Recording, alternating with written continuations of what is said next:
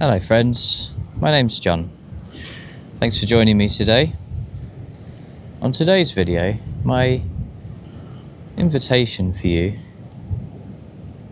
given I'm on the beach again, is to slow down. Now for many of us, slowing down is something we intuitively or perhaps logically know that we need to do. But we don't. And there's enough information out there to tell us why that's a good thing. But human beings these days are drowning in information, so I shan't bore you with any more of that. Instead, this video will just run at a pace which I hope is slightly slower than the one that you're used to. And my intention for that is to give you some space.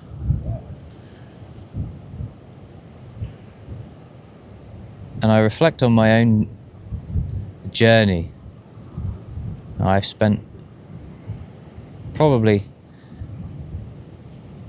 about 15 years trying to find ways to slow down. Primarily just to slow down what's going on in here. And that's born of a life lived primarily in stress. But not just stress in the way that many of us think, also the stress that we place on ourselves, or stress that I've placed on myself, which also takes the form of self-criticism or judgment, lack of acceptance of the circumstances I find myself in, regret for not saying yes to things I should have said yes to, or for not saying no to things I should have said no to, and carrying the weight of past decisions through time and allowing them to continue having an impact on me. And many other things of that kind.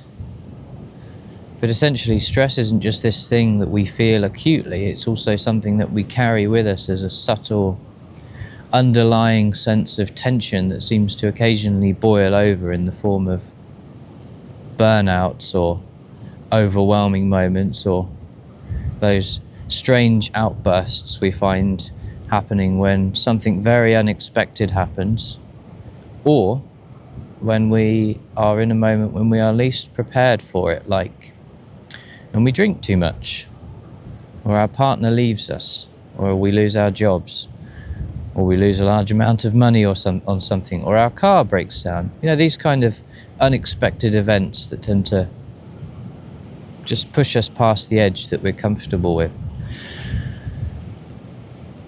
And the thing with slowing down is that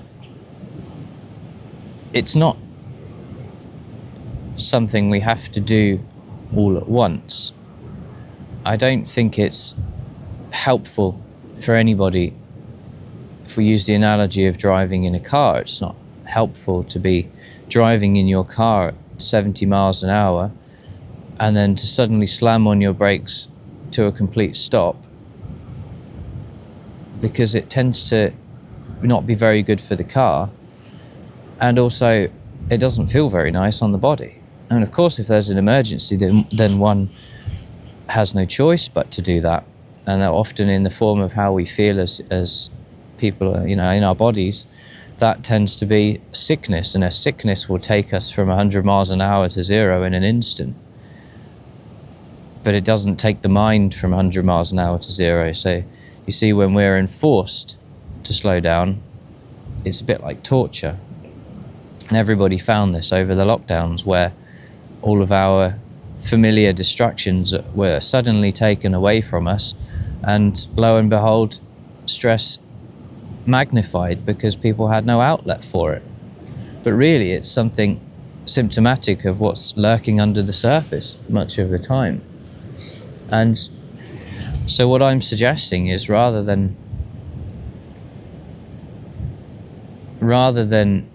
waiting until such a point where slowing down is enforced upon you, or some external event happens which seems to be out of your control, which pushes you over the edge, or making yourself stop from doing 100 things to nothing.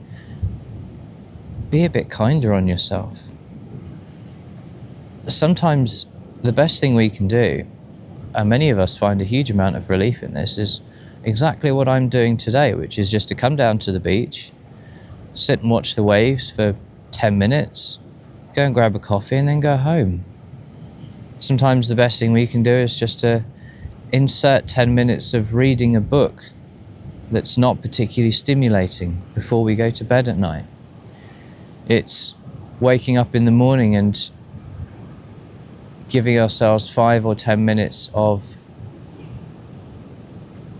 listening to a familiar, relaxing piece of music before we jump into our days and start grabbing our devices and doing all the things that we're so accustomed to doing.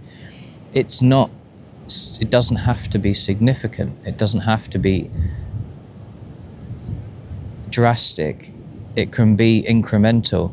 And incremental changes are the most sustainable form of changes. So when any of us are established in a routine which seems it seems to be full of frantic activity and stress and expectation, then short moments, pauses and breaks are incredibly valuable and can't be overstated. In my younger years, I used to work in an office, and I've worked in many offices, but at this particular point, I don't know what it was particularly about that role or the office I was in. But I would find myself feeling overwhelmed on an almost daily basis, and the only thing I could do was actually go into one of the disabled toilets, turn off the lights, and sit there with my eyes closed for 5 minutes. And I would do that maybe twice a day, sometimes more, depending on how I felt. And there were lots of other things going on in my life at the time. But without realizing it, I'd inserted breaks into my day where I was removing all of the stimulus, including the visual stimulus,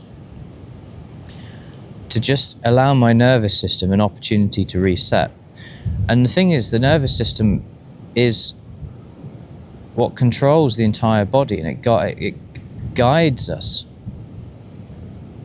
And all of the vital functioning is governed by this system, which for many of us is in a state of constant high alert. And so these moments give us an opportunity to discover how it feels to be out of high alert for long enough for our bodies to start to recover and to rest. And we don't need to go to extremes to do that. We don't need to go on yoga retreats or 2-hour meditation practices every day. I mean, those things are great, for sure. I've done both, but realistically, the modern life it doesn't allow us to do those things for many of us. And so the best thing we can do is to create those moments in our day to start with, just to introduce gaps between all of the activity for our nervous system to relax, for our minds to clear, or at least for our minds to not be moving as quickly. And as time goes on, what we'll realize actually is that maybe we quite like those moments. Maybe we look forward to them. Maybe they feel nice. And maybe there are things that we can do which extend the moments from minutes into tens of minutes, into hours. There are activities we can partake in which we find all time seems to stop and the stress seems to dissolve. And those things are available to all of us, regardless of where we are right now. So my invitation for you today is to give that moment that you have access to, if it's a moment when you're going to the bathroom or to grab a drink or to switch between activities, not to grab your phone or some other familiar distraction, but just to take a moment for yourself. See how it feels to breathe into your body. See how it feels to drink a glass of water without having to do something else at the same time. See how it feels to be in silence, but to be in silence consciously, as if you'd chosen that moment deliberately. Start to notice those changes. And as time goes on, you'll begin to see that any change of that kind, any space that you create for yourself consciously, carries with it a tremendous amount of value. As I say, it's not easy to put a tangible metric on that value, as many of us feel we have to, but emotionally, in terms of how we feel, it's immeasurably beneficial. As always, I have to acknowledge that there is a machine between us, and we call this machine the algorithm, and the algorithm presents these things to us on the basis of what it determines to be useful, and that's based on how you as a viewer interact with videos of this kind. And it would do me a tremendous benefit if you could like this video or leave a comment of some description to let me know that there is some value in it for you, and perhaps ways that I may be able to provide you with increasing value. And my wish for you today is that you find some space.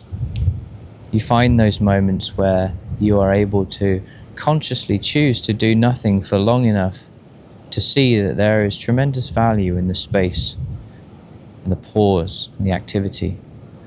And that maybe the things that you are struggling with, find a greater degree of perspective in the absence of continuously looking at them and holding on to them.